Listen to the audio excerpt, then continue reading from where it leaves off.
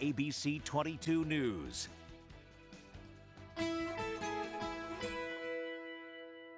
At this place in history, we're in Westfield with Steve Perkins, the Executive Director of the Vermont Historical Society. As it happens, Steve, you've chosen a beautiful autumn day to take us into a wooded area of Westfield near both the Lowell and Montgomery town lines. So what brings us here? Mike, we are in Hazen's Notch between Sugarloaf and Haystack Mountains, and I mean, we can feel them growing right up around them. And this is kind of an outgrowth of an installment you've done in this series some years ago. We talked about Colonel Jacob Bailey.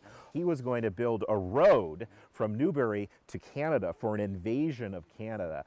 He only made it as far as Cabot, way back in 1776. We've used the term Bayley-Hazen, Yes. and that's the name of a road that goes diagonally from basically Newbury to Canada.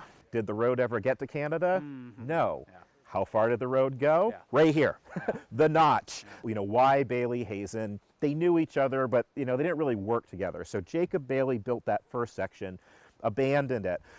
But by 1779, George Washington was thinking, how can we stave off the British from invading through Canada again? And one of the ways was to continue building this military road, built by Colonel Hazen, who was originally from Haverhill, Mass. But I can only imagine the difficulties of infrastructure engineering in the late 1700s. I mean, Mike, we just drove up this road. This Yeah. is Vermont Route 58. It's a dirt road right here. It's closed in the Right. winter, and you can just imagine it washing it out. And these guys were cutting this through the wilderness. And it wasn't just this little piece. It was all the way from Cabot Plains all the way up through to Hazen's Notch. Now, I mean, had he completed the road, it's just downhill from here. You go over here and you're into Montgomery, and it's a straight shot right up into Canada with not a lot more mountains in the way. And really what happened was Washington called him back. He said, I need the troops. We need to finish off this war. It's done what it needs to do. And Washington actually wrote that in a letter that the road was for the purpose of exciting jealousies at Quebec and at the enemy's posts on the St. Lawrence. It was always my intention to recall him, speaking of Hazen, whenever the object of his command was accomplished. He got recalled back to Pennsylvania. And so Hazen ended up, he was at Trenton, he was at Brandywine, and he ended up being at Yorktown. Wow. If you want to follow the road today, you can.